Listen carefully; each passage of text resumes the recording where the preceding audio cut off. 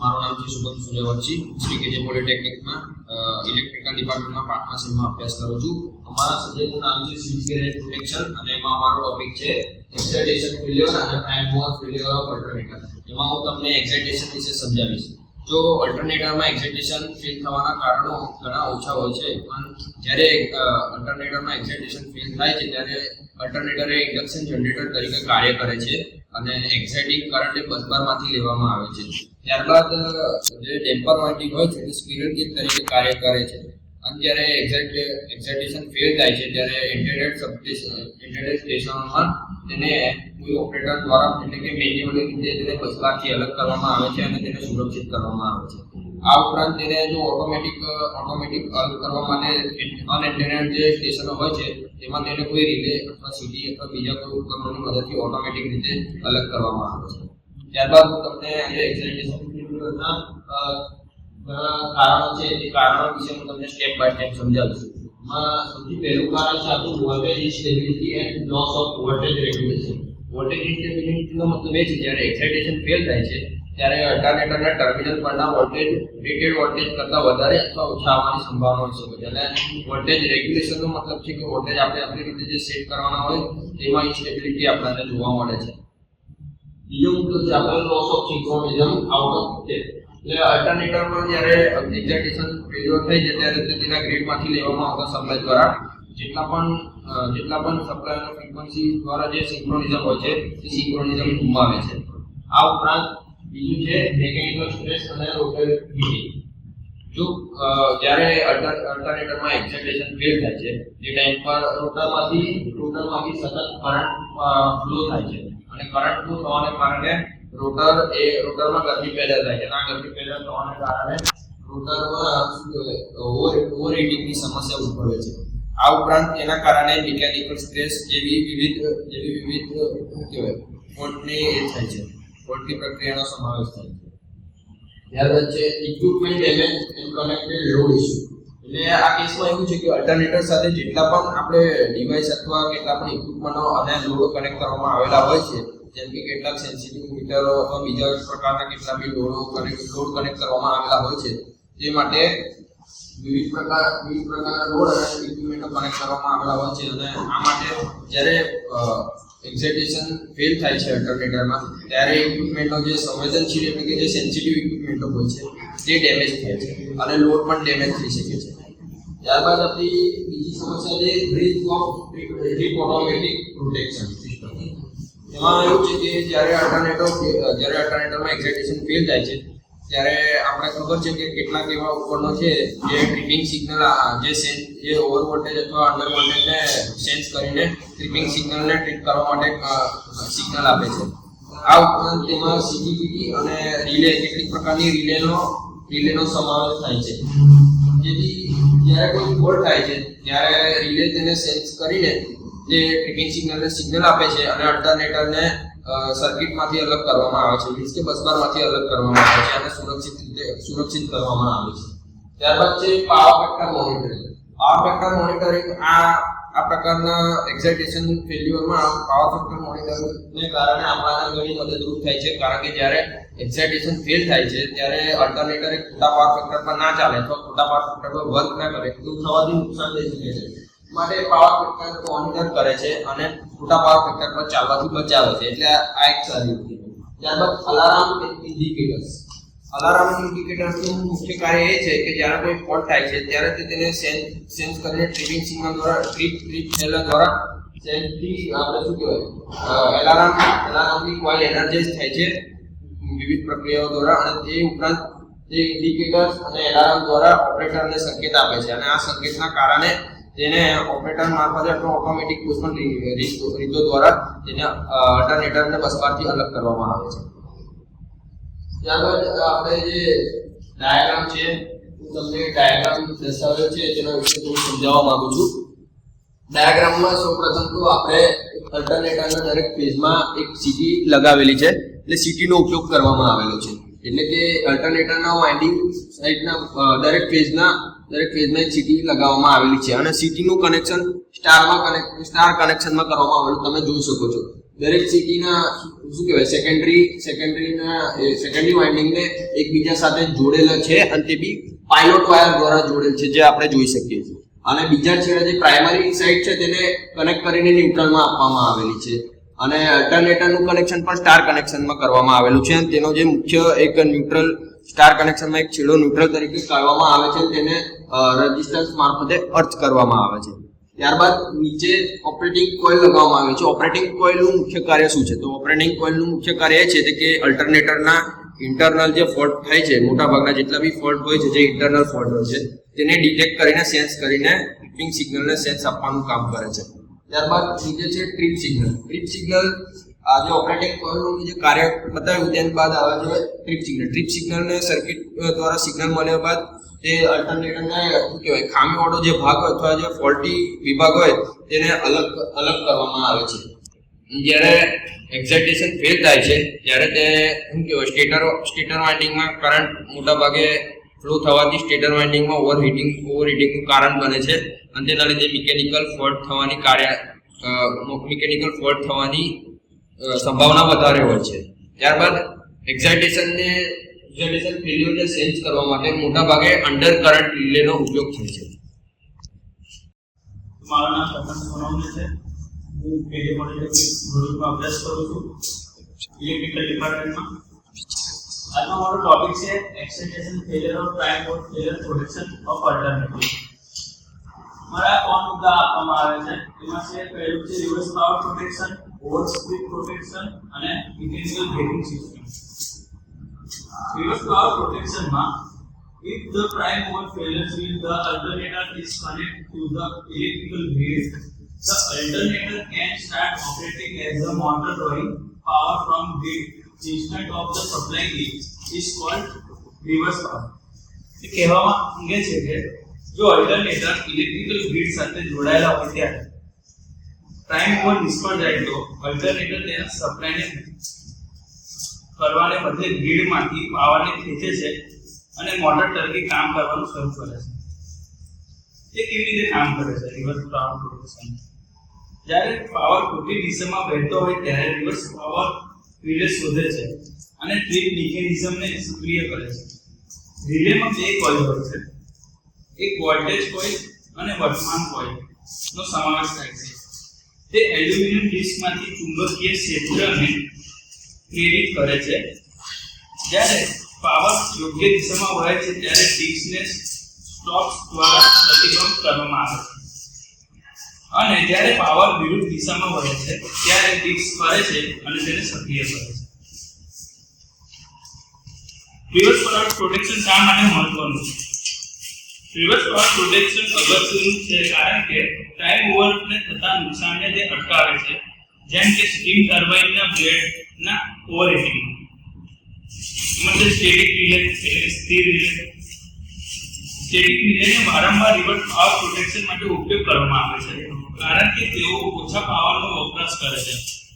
તેમાં કોઈ પડતા સંપર્કો નથી હોતા અને ઇલેક્ટ્રોમેગ્નેટિક રિલે કરતાં વધુ ઝડપથી કામ કરે છે. અને બીજું છે ટાઈમ ડિલે, સમય વિલંબ.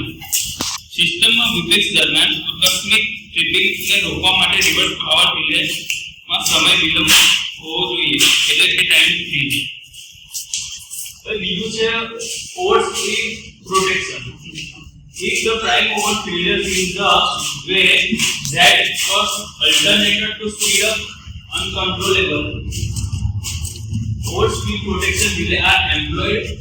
This relay triggering shutdown mechanism. કહેવા માંગે છે કે જો પ્રાઇમ મોવર એવી રીતે નિષ્ફળ જાય કે તેના કારણે અલ્ટરનેટર નિયંત્રિત રીતે ઝડપે યાંત્રિક ખામીને કારણે તો ઓવર સ્પીડ પ્રોટેક્શનનો રિલેનો ઉપયોગ કરવામાં આવે છે. આ રિલે શટડાઉન મિકેનિઝમ ટ્રિગર કરે છે. પ્રાઇમ મોવર માટે ઓવર સ્પીડ પ્રોટેક્શનની સલામતી અને સુવિધા છે જે પ્રાઇમ મોવરને અસુરક્ષિત ગતિમાં વેગ આપતા અટકાવે છે. તે સામાન્ય રીતે યાંત્રિક ઉપકરણો રિલે અથવા ગવર્નર્સનો ઉપયોગ કરીને લાગુ કરવામાં આવે છે. પહેલું છે યાંત્રિક ઉપકરણો. આ ઉપકરણો અલ્ટરનેટરના ડ્રાઇવિંગ શાફ્ટ પર માઉન્ટ થયેલ અને જ્યારે ઓવરસ્પીડ થાય છે ત્યારે પ્રાઇમ મૂવરના મુખ્ય વાલ્વને ફીડ કરે છે. રિલે ઓવરલોડ અને રિવર્સ પાવર સામે રક્ષણ આપે છે. ગવર્નરનો ઉપયોગ ટર્બાઇનને બંધ કરવા માટે થઈ શકે છે અને પૂર્વ નિર્ધારિત ગતિને ઓળંગાઈ જાય છે. તો ત્રીજું છે mechanical braking system. In case of prime mover failure in a brake or other type of braking system can be applied to safety stop the alternator from rotating. એમાં કહેવા માંગે છે કે પ્રાઇમ મૂવરના નિષ્ફળતાના કિસ્સામાં અલ્ટરનેટરને સતત અટકાવવા માટે બ્રેક અથવા અન્ય પ્રકારની બ્રેકિંગ સિસ્ટમનો ઉપયોગ કરી શકાય છે. પ્રાઇમ મૂવર એક મશીન છે જે યાંત્રિક ઉર્જાને હાઇડ્રોલિક દબાણમાં રૂપાંતરિત કરે છે. જેમ કે એન્જિન ટર્બાઇન અથવા વોટર વ્હીલ પ્રાઇમ મૂવરને સુરક્ષિત કરવા માટે તમે આ કરી શકો છો. મોનિટરિંગ ડિવાઇસ ઇન્સ્ટોલ કરો. આપત્તિજનક નિષ્ફળતાના કિસ્સામાં મોનિટરિંગ કરવા અને બંધ કરવા અને એલાર્મ કરવા માટે ઉપકરણનો ઉપયોગ કરો. જાળવણી કાર્યક્ષમ વિકસાવો. પ્રાઇમ મૂવરને સારી રીતે અને કાર્યક્ષમ રીતે ચાલુ રાખવા માટે નિવારક અને અનુમાનિત જાળવણીના કાર્યક્રમો કરો અને કન્ડિશનિંગ મોનિટરિંગ પ્લાન બનાવો. જાળવણી જરૂરિયાતોની આગાહી કરવા માટે મશીન વિશિષ્ટ ડેટા એનાલિટિક્સ નો ઉપયોગ કરો. इलेक्ट्रिकल ब्रांच डिवीजन में अभ्यास करूँ. हमारा आज विषय है सीरियल एंड प्रोटेक्शन. हमारा आज टॉपिक है excitation failure and prime mover failure protection of alternator. તેમાં પ્રાઇમ મૂવર ફેલિયર પ્રોટેક્શન એટલે કે જે સુરક્ષા છે વ્યવસ્થા છે એને નિષ્ફળ રીતે મૂવ કરવા માટે જે સિસ્ટમ છે તેમાં નુકસાન દ્વારા બચાવવા માટે પ્રાઇમ મૂવર ફેલિયર પ્રોટેક્શન વપરાય છે. તેમાંનો પહેલો પોઈન્ટ છે થર્મલ પ્રોટેક્શન. જે failure of the prime mover and lead to excitation heating of alternator component એટલે કે જે પ્રાઇમ મૂવર છે તેને ગરમ કરવા માટે અલ્ટરનેટરનો ઉપયોગ થાય છે. ને તેમાં thermal sensor and overload relay can trigger protection action such as shutdown the alternator to prevent damage from overheating. એટલે કે જે સેન્સર છે જે સેન્સ છે જે ઓવરલોડ relay છે તે રિલેની મદદથી જે ગરમી છે એ ઉત્પન્ન કરવામાં આવે છે. ને જે અલ્ટરનેટર છે એ ઠંડી સિસ્ટમ છે એને ફરીથી શરૂ કરવામાં આવે છે. અંદર ફ્રીક્વન્સી રિલે છે તેમાં જે prime mover if the prime mover flares the frequency will drop. એટલે કે જે ફ્રીક્વન્સી છે જે આપણે અંદર ફ્રીક્વન્સી રિલે છે તેમાં જ્યારે મૂવર નિષ્ફળ જશે ત્યારે તેની આવૃત્તિ ઘટે છે. એટલે જે પ્રાઇમ મૂવર જ્યારે ઉપર જશે ત્યારે એની ફ્રીક્વન્સી ઘટે છે. જ્યારે એન અંદર frequency relay with the alternator to prevent damage. એટલે કે જે આપણો અંદર ફ્રીક્વન્સી રિલે છે તેમાં જે આપણું અલ્ટરનેટર છે ત્યારે જ્યારે નુકસાન થશે ત્યારે તેની જે રિલે છે એને તરત બંધ કરવામાં આવે છે. જ્યારે જેની અલ્ટરનેટરની જે રિલે છે ત્યારે ફરીથી સ્ટોપ અંદર ફ્રીક્વન્સી રિલે જેમાં જે if the prime mover fails the frequency will drop.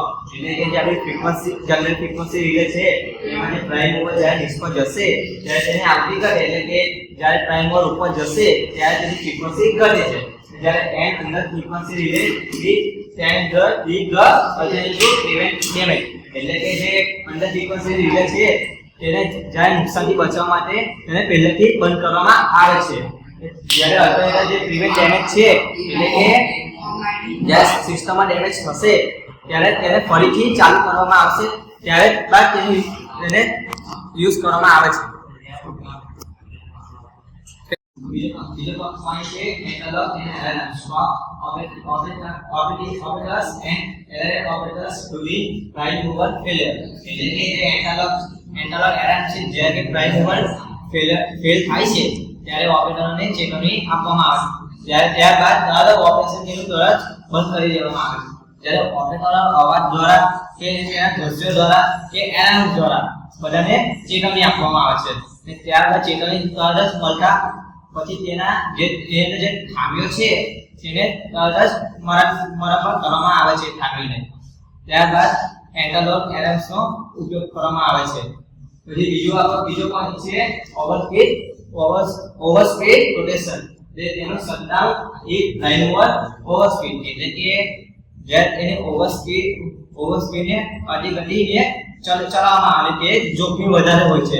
એટલે કે ઓવરસ્પીડ રોટેશન છે જ્યારે તેની ઓવર કરવામાં આવે છે ત્યારે તેને તરત જ બંધ કરી દેવામાં આવે છે તેના પ્રાઇમ મૂવર દ્વારા. તેને જ્યારે તેની ઝડપ વધારવા માટે પહેલા તેની ઝડપ માપવામાં આવે છે, પછી તેને ઓવરસ્પીડ રોટેશનમાં ઉપયોગ કરવામાં આવે છે. ઓવરસ્પીડમાં જ્યારે સમસ્યા ઉદ્ભવે છે ત્યારે તેમાં ઓલ્ટરનેટર તરીકે કાર્ય કરે છે. તેમાં સપ્લાય આપવાની બદલે તે સપ્લાય લે છે. તેમાં રિવર્સ પાવર પ્રોટેશનનો સમસ્યા ઉદ્ભવે છે. તેમાં ઓવરસ્પીડ મુખ્ય કારણ એ છે કે તેમાં ઇલેક્ટ્રિકલ જ્યારે અલગ કરવામાં આવે છે સપ્લાય દ્વારા ત્યારે તેમાં મેકેનિકલ પહેલેથી જોડેલું હોય છે ને આવા સ્પીડને ઓવરસ્પીડ પ્રોટેશન તરીકે કહેવામાં આવે છે. જ્યારે ઓવરસ્પીડમાં જ્યારે જે પ્રાઇમ મૂવર છે તેમાં ઇલેક્ટ્રિકલ તો અલગ થઈ જ જાય છે, પરંતુ જે મેકેનિકલ છે જેને ઓવરસ્પીડમાં જે અલગ કરવું બહુ જ અઘરું છે, જે મુશ્કેલ પડે છે. એટલે કે તેમાં ઓવરસ્પીડની પ્રાઇમ મૂવર છે જેમાં ઇલેક્ટ્રિકલ તો અલગ પડી જ જાય છે, પણ તેમાં જે મેકેનિકલને અલગ પાડવા માટે તે વધારે મુશ્કેલી પડે છે. આ પ્રોસેસને ઓવરસ્પીડ સમસ્યા તરીકે ઉદ્ભવે છે. Start. Excitation failure and prime mover failure protection of alternator આ પ્રોજેક્ટ દ્વારા અને આ રેફરન્સ દ્વારા આમ વિવિધ મુદ્દા લેવામાં આવ્યા છે. હેલો ગાઈસ, મારું નામ છે સિમરા દેવાંશી. હું સ્વીટ કેજે પોલિટેકનિકમાં અભ્યાસ કરું છું ઇલેક્ટ્રિકલ લાઇનમાં. આજનો આપણો સબ્જેક્ટ છે સ્વિચ ગેર એન્ડ પ્રોટેક્શન. એની અંદર આજનો ટોપિક છે excitation failure and prime mover failure protection of alternator. એની અંદર આપણે પ્રાઇમ મૂવર ફેલિયરની અંદર પ્રોટેક્શનમાં 3 પોઈન્ટ જોઈશું. તેમાં છે લોડ શેડિંગ એન્ડ આઇસોલેશન, બીજું છે વાઇબ્રેશન એન્ડ મોનિટરિંગ અને લોસ ઓફ એક્સાઇટેશન પ્રોટેક્શન. એની અંદર આજે આપણે જોઈશું load shedding and isolation. Load shedding can be integrated to reduce the electrical load on the alternator in the plant where is not supplying sufficient in mechanical energy. Load shedding ની અંદર જ્યારે prime mover જ્યારે load shading એ એક પ્રક્રિયા છે જેની અંદર electrical load આપવામાં આવે છે, જેથી કરીને એની અંદર પ્રાઇમ મૂવરમાં લોડ વધારે પડતો જતો રહે અથવા તો એની અંદર વોલ્ટેજ વધારે પડતા આપવામાં આવે છે ત્યારે લોડ શેડિંગની અંદર prime mover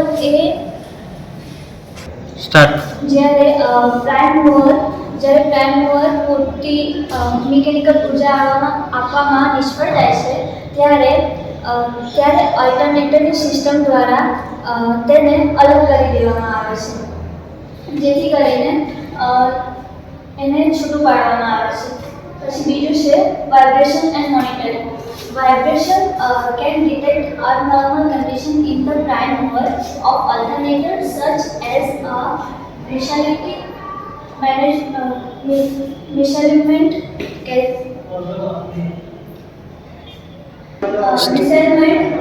caused by a failure. This sensor helps trigger protective action to prevent force damage. तो वाइब्रेशन मॉनिटरिंग ની અંદર વાઇબ્રેશન મોનિટરિંગ એટલે કંપન મોનિટરિંગ થાય છે. એને કંપન મોનિટરિંગ દ્વારા એને એસી અને ડીસી બંને મશીનોની અંદર કોઈપણ સ્થિતિમાં શોધવા માટે ઓલ્ટરનેટરનો ઉપયોગ કરવામાં આવે છે. આ સ્ટાર્ટ. કંપન મોનિટરિંગનું મુખ્ય મહત્વનું કાર્ય એ છે કે મોનિટરિંગ કંપન મુખ્ય કાર્ય છે કે તેની અંદર કોઈ બી અગર ખામી થતી હોય તેને શોધવા માટે એનો ઉપયોગ કરવામાં આવે છે, જેથી કરીને કોઈ બી કંપન થતું હોય તો એને શોધીને એને નુકસાન થતું અટકાવે છે. ત્રીજું છે લોસ ઓફ એક્સાઇટેશન.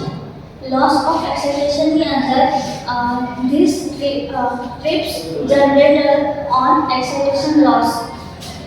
એની અંદર આપણે સ્ટાર્ટ.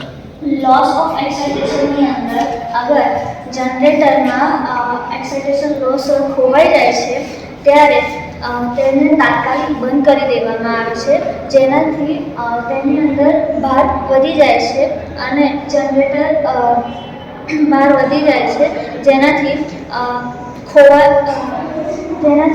એક્સાઇટેશનમાં ખોવાઈ જતો જનરેટર એક્સાઇટેશનની અંદર એક્સાઇટેશનમાં જનરેટરમાં ખોવાઈ જવાથી તેની ઉપર ભાર વધે છે. આથી લોસ ઓફ એક્સાઇટેશન થાય છે અને એનો ઉપયોગ કરવામાં આવે છે.